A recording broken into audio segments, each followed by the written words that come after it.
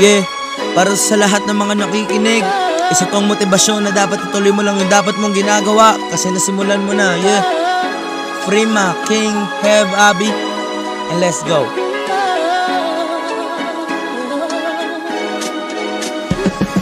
Mata sa taas, paa sa baba. Nakikita mo naman kung paano tumaba. Ang bulsa kong laman ng gata ay 50. Tingin nila sa akin, halos ay walang kwenta. Pero manood ka, pulang karpet na lakaran. Kahit sino ang kumontra, tapos ka di makakaisa, kanta kinakabisa. Tutungtong sa entablado, ako lang mag-isa.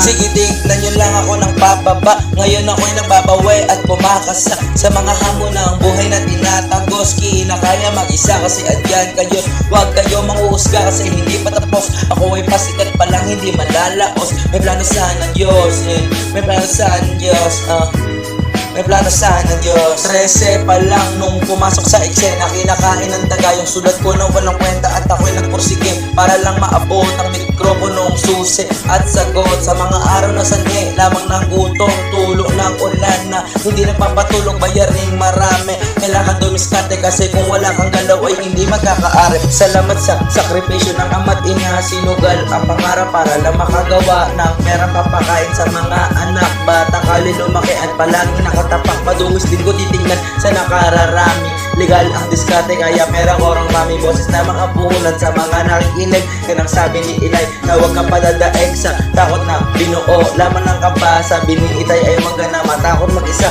dyan mo makikilala ang sarili. Kumbaga yung puso mo hindi sanay na merong daga. Pinalaki kita ng tapang at walang kaba. Kaya ko pong tumayo sa sariling mga paa. Alam ko po na yung pangarap ko ay pansamantala, pero kaya ko lang naman to ginagawa.